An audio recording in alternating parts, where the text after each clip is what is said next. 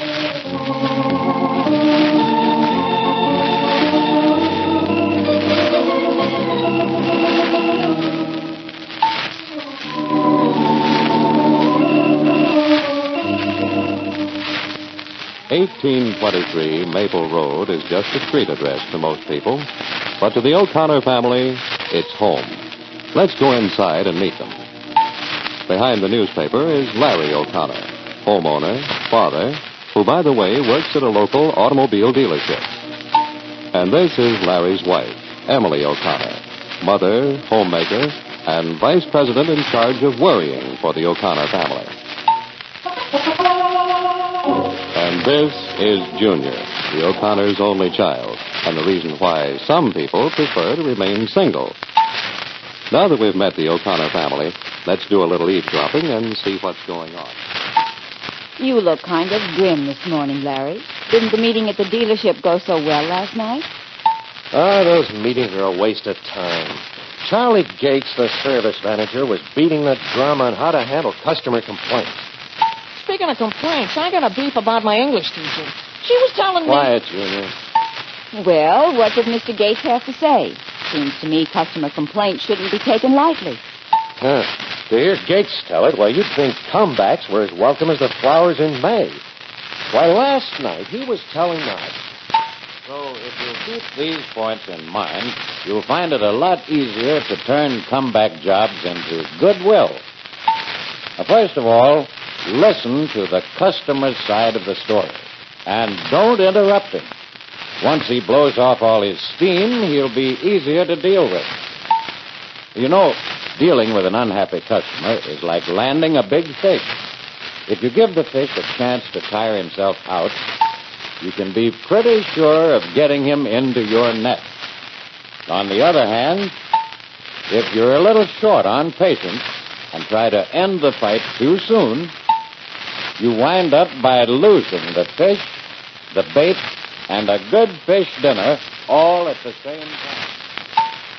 Well, I think Mr. Gates had the right idea, Larry. Oh, sure, Emily. What he said sounds great.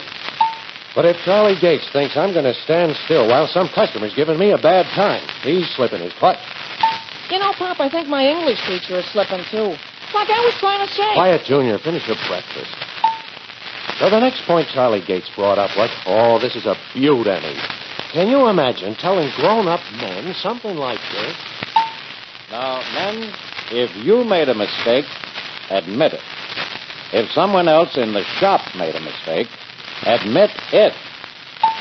Sure, I know. Admitting you or the shop made a mistake isn't an easy thing to do.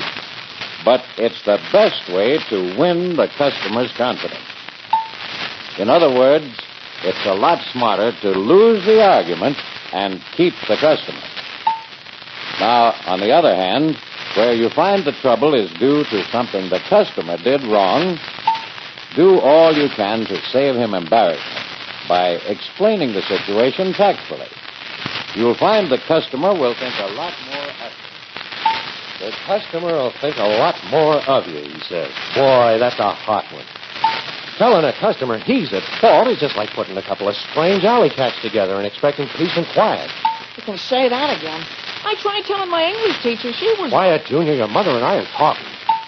Well, I certainly wish more people would handle my complaints like Mr. Gates says. Oh, sure, and I wish I had $1 million, but it just doesn't work out that way. Anyway, Brother Gates wound up his sermon on a very generous note. Fellas, he says, it isn't enough to just listen to a customer's complaint. You still have to correct it, and correct it right away. What's more, the correction should be completely satisfactory to the customer, even if you occasionally have to do the work on a no-charge basis. Of course, every now and then you'll find a customer who'll take advantage of you when you do that. But in the long run, it's a good investment, because we all know there's no better advertisement than satisfied customers. So, you see, men...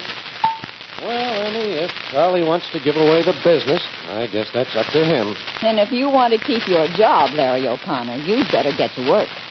And if you want to hear what my English teacher said about... Quiet, Junior. And that's final. Gee whiz. handles customer complaints like he handles mice right, we better hire somebody to stand at the door and kiss those customers goodbye. Because they won't be back.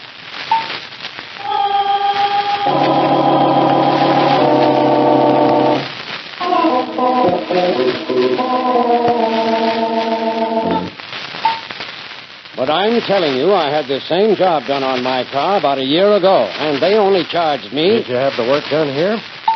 No, I didn't. But is that any reason for you to charge me twice as much for doing the same kind of a job? Well, if you paid any less than we're charging, you probably got a cheap piece of work. We do things right around here. That may be true. But your bill looks like the national debt.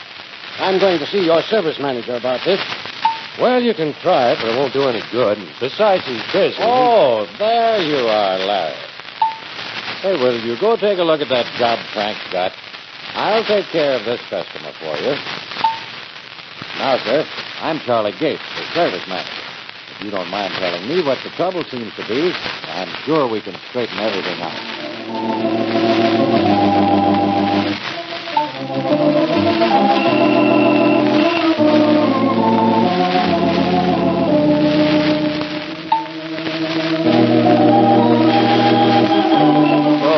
Mr. Smith, what appeared to be the same repair job you had done on your car last year is actually a different job, requiring more parts and more labor. So, naturally, the cost would be higher. Well, now that you've explained it to me, Mr. Gates, I feel a lot better about paying this bill. If I'd known it sooner, I wouldn't have blown my top. Oh, that's perfectly all right, Mr. Smith. Without knowing what the job required, anyone might have done the same thing. But I'm glad you gave us a chance to straighten everything out. Come in and see us again, will you, Mr. Smith? Okay, Mr. Gates. I'll do that.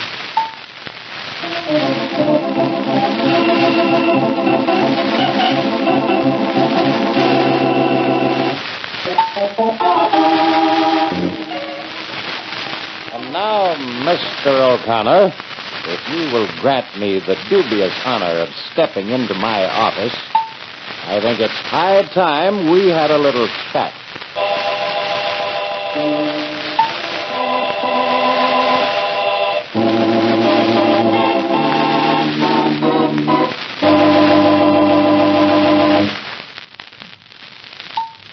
Okay, Charlie. If you're going to pull the rug out from under me, let's get it over with.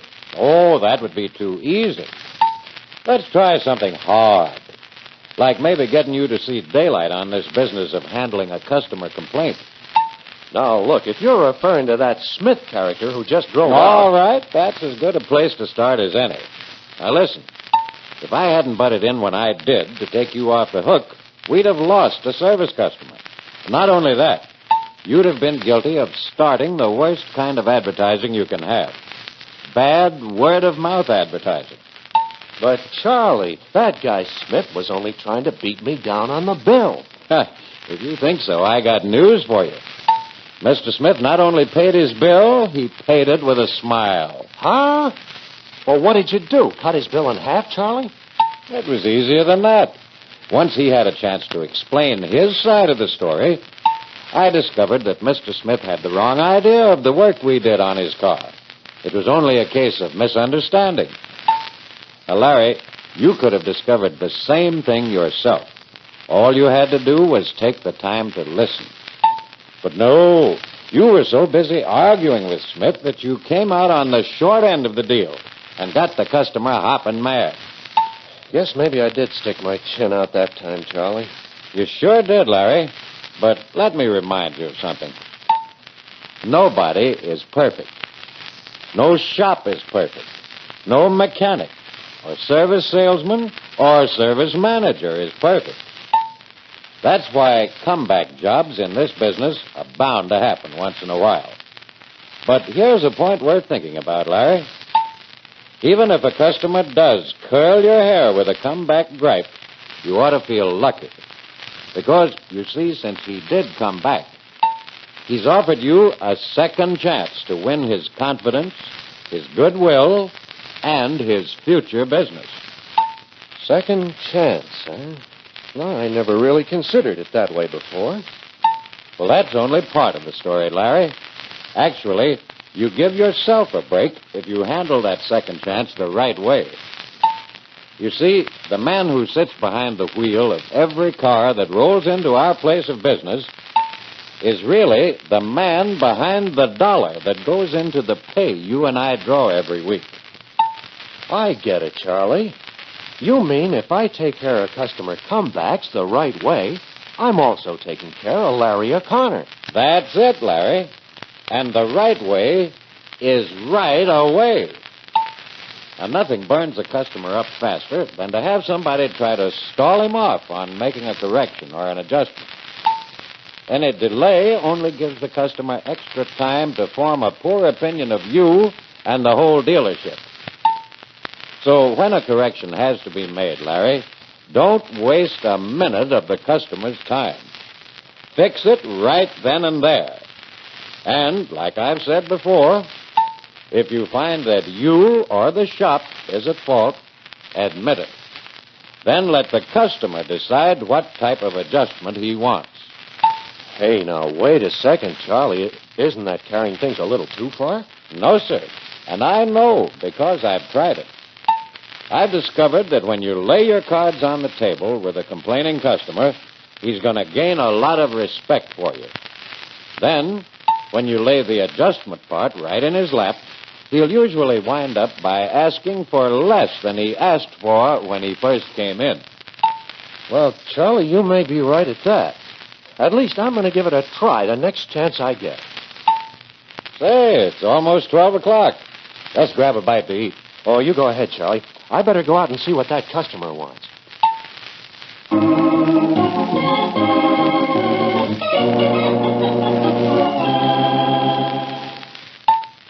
Good morning. Something I can do for you? Indeed there is, my good man. My name is Miss Elvira Hamilton. Last week, I brought my automobile to this establishment because, in my estimation, it was not functioning properly. At that time, one of your men suggested what you people of the trade choose to call a tune-up. Oh, yeah. We were running a special on tune-ups last week.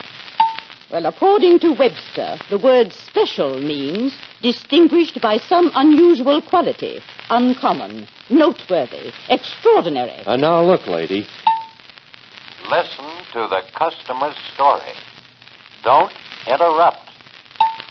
What were you about to say? Oh, nothing. I was just interested in what you were saying about the word special. Well, your so-called tune-up special hardly fits Mr. Webster's definition. You mean something went wrong with the job, Miss Hamilton? That is precisely what I mean. Ever since you people did whatever it is you do when you tune up, this automobile of mine has been performing in a most unsatisfactory and troublesome manner. I didn't pay my hard-earned money to have you people put my car in that condition. I want this matter adjusted. You mean either get this car back on its feet or give you back your money. Is that it? That is it, precisely. Well, Miss Hamilton, I'm sure whatever's wrong can be easily fixed. But can you wait for a moment while I check the car? You'll find our waiting room is quite comfortable. Well, all right. But I really can't spare much time. So please, hurry, all you can.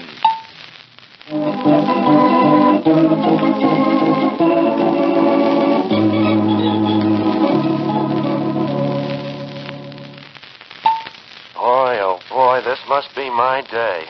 First it's that guy Smith, and now I'm tangled up with a dictionary and skirts. Yet I gotta admit that stuff Charlie Gates said about letting customers talk really works. The old gal beginning to soften up already.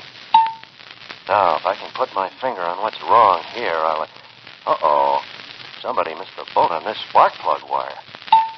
The insulation's cracked and frayed. No wonder this job didn't run right. I'll have a new one put on right away.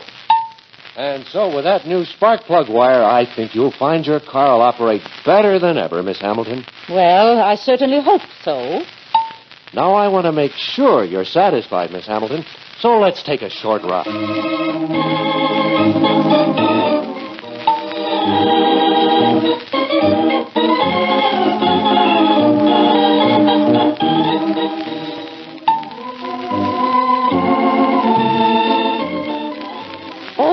this is wonderful. Why, it runs as well as the day I bought it. Well, that's fine. Glad you gave us an opportunity to fix it for you. Well, here we are back at the shop. You're sure everything's okay now? Oh, yes. And if you'll tell me how much the bill is, I'll be on my way. Miss Hamilton, this one's on the house. We shouldn't have overlooked that wire in the first place. Why, thank you.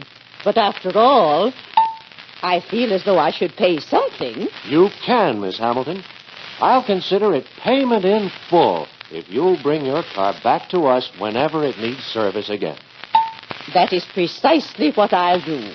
And I'll make it a point to ask for you, Mr. O'Connor. O'Connor's the name. Larry O'Connor. Larry O'Connor, eh? Well, that should be an easy name for me to remember. Thank you, Miss Hamilton. I'll be looking for you. Goodbye.